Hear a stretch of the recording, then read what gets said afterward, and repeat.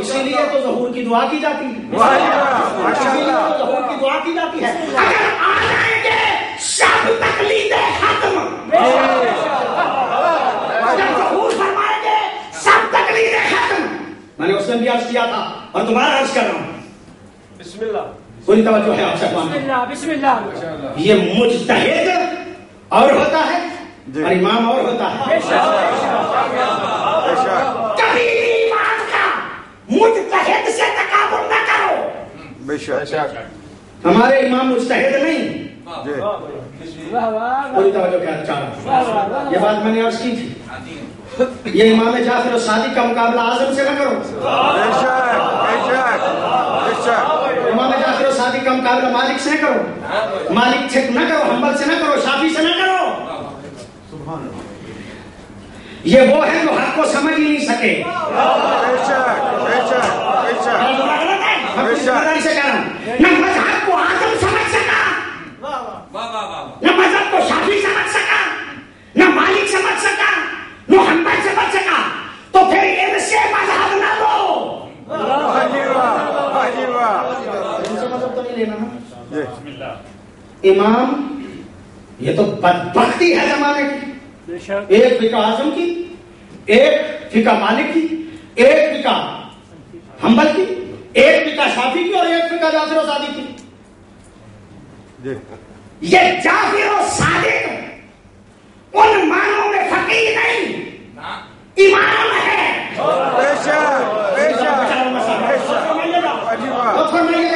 آپ کی خدمت میں مجتہد کسے کہتے ہیں؟ المجتہد یخطی و یصیب.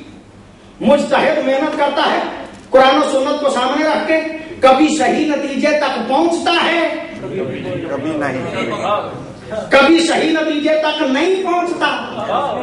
یہ مجتہد کا اقوا کہنا، یہ مجتہد کا احمد کہنا اس بات کی دلیل ہے کہ صحیح نتیجے تک نہیں پہنچا.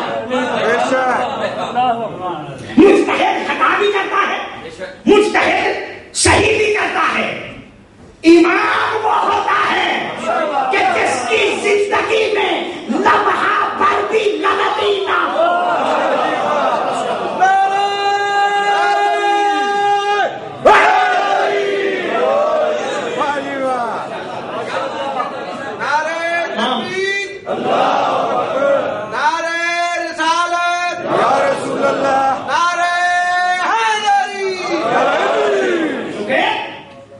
چونکہ امام میں امکان خطا نہیں ہوتا، جس کی زندگی میں سہو و نسیان بھی نہ ہو، جس کی زندگی میں امکان خطا نہ ہو، جس کے بارے میں خطا کے بارے میں سوچا بھی نہ جا سکے، اسے امام کہتے ہیں. اور امام کی اطاعت ہوتی ہے، امام کی تقلید نہیں ہوتی. امام کی اطاعت ہوتی ہے. کبھی یہ نہ کہا کرو وہ در حقیقت مذہب کو سمجھے ہی نہیں، تو یہ کہتے ہیں کہ ہم تقلید ائمہ کی کرتے ہیں. آل محمد کے مذہب کو سمجھ ہی نہیں پائے. آل محمد کی تقلید نہیں، اطاعت ہے. تقلید مجتہد کی ہے. اور وہ بھی امام اگر نہ کہتے کہ ان کی مان لو، ان کی غلطیوں کے بھی ہم ذمہ دار ہیں.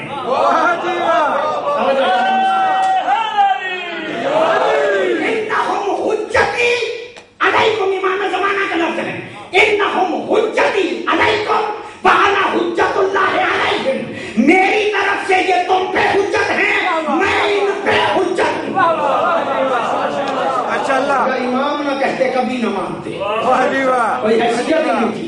چونکہ امام نے کہا، امام زمانہ نے کہا تمہیں ایسے نہیں چھوڑ کے جا رہا، تمہیں بتا کے جا رہا ہوں کہ اس نظام میں قائم رہنا ہے. اور دوسری بات بھی سنیے گا، امام کی حیثیت میں نے اس دن عرض کیا تھا، دوبارہ عرض کرنا آ گئی ہے.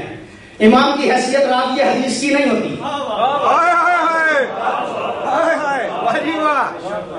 یہ جو کہا جاتا ہے یہ میرے بابا نے فرمایا، میرے بابا سے ان کے بابا نے فرمایا، ان کے بابا نے ان سے فرمایا، چلتے چلتے رسول تک، تو یہ حدیث کے راوی ہیں؟ راوی کا نام ہے زرارہ، راوی کا نام ہے ابو بصیر، اس طرف ہے ابو ہریرہ، اس طرف ہے ام المومنین۔ اور اگر آپ کی توجہ ہو تو جملہ عرض کروں، راوی اسے کہتے ہیں جو روایت کرنے میں خطا کر سکے۔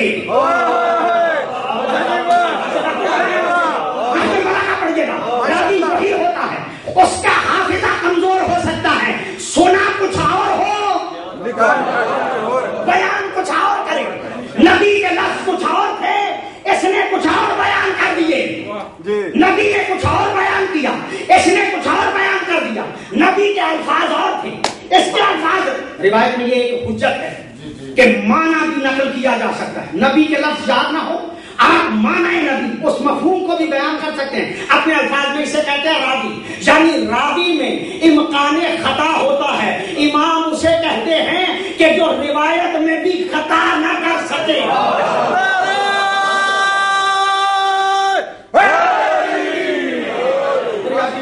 آپ کی خدمت امام وہ ہوتا ہے جو راوی حدیث بھی نہیں، جو مجتہد بھی نہیں، بلکہ وارث علم نبی کو امام کہتے ہیں۔ ماشاءاللہ ماشاءاللہ ماشاءاللہ، یہ ائمہ کی عظمت۔ جیو یزدانی صاحب جیو۔ سادہ سے اس طرح سے تو ایسے تو نہیں کہہ گئے تھے نبی، ایسے نہیں نبی کہہ گئے تھے کہ اللہ کو یا میں جانتا ہوں یا علی جانتا ہے، مجھے یا اللہ جانتا ہے یا علی جانتا ہے، علی کو یا میں جانتا ہوں اللہ جانتا ہے۔ جن کی حقیقی عظمت کو ہم سمجھ نہ پائیں انہیں آل محمد کہتے ہیں۔ جن کی حقیقی عظمت کو ہم سمجھ نہ پائیں ان کو آل محمد۔ اور میں معافی چاہتا ہوں بڑی معذرت سے، مجھے اس سے میں انتہائی بڑی معذرت سے یہ عرض کر رہا ہوں، یہ آل محمد کے گھرانے کی کچھ چیزیں ایسی ہیں کہ جنہیں زینت محفل نہیں بنانا چاہیے۔ بے شک بے شک، معافی چاہتا ہوں، وہ امر کی مخلوق ہیں یا وہ خلق ہیں، ان بحثوں میں نہ پڑو تو ہماری سمجھ میں نہ آئے۔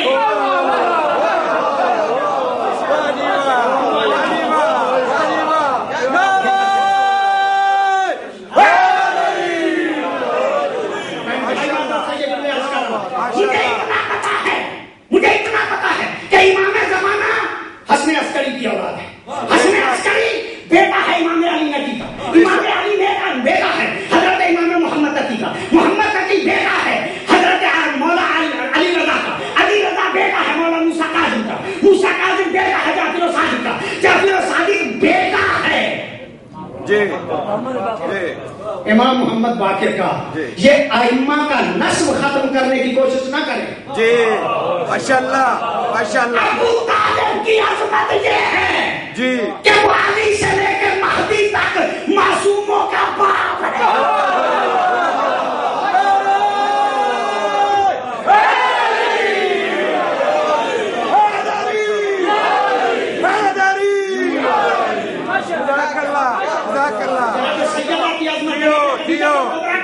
عظمت یہ ہے کہ وہ زہرا سے لے کے مہدی تک معصوموں کی ماں ہے۔ خدیجہ ماں ہی نہیں، جی جی جی، اور ابو طالب باپ ہی نہیں۔ فضیلت کا دی، فضیلت کا دی۔ ان کی عظمت میں یہ باتیں منبر کے قابل نہیں بے شک کہ ان کے تذکرے دیے جائیں۔ ہم نے اپنی ماں باپ کو تو کبھی نہیں بیان کیا۔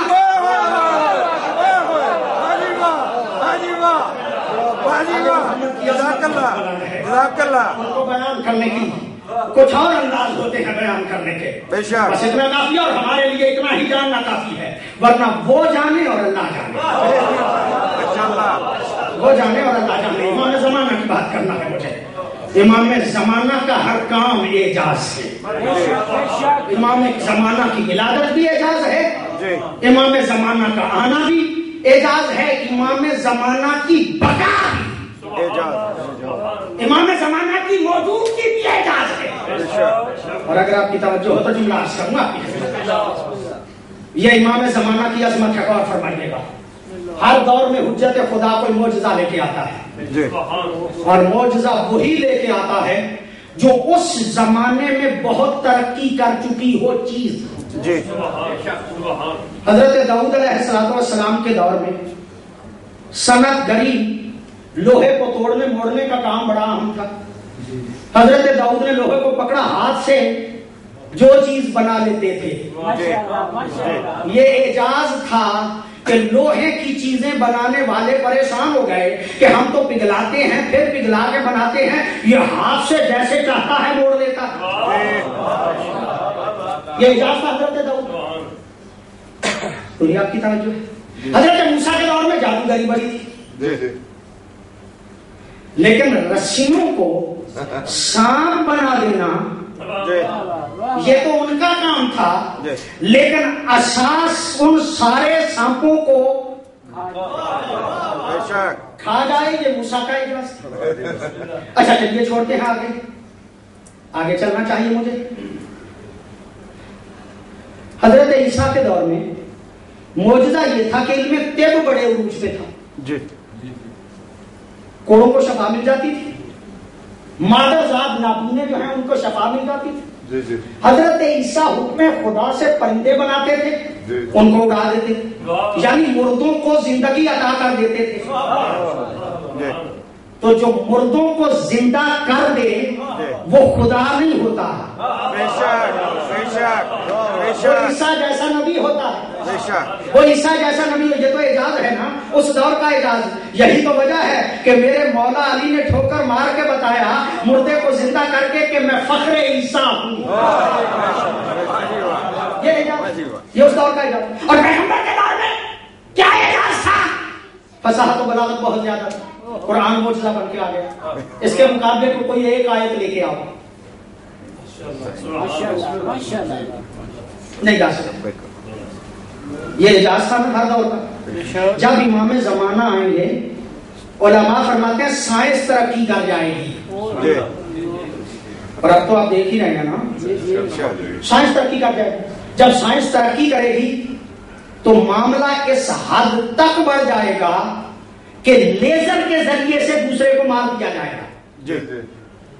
جب میرے امام آئیں گے تو وہ مولا علی والی ذوالفقار لے کے آئیں گے.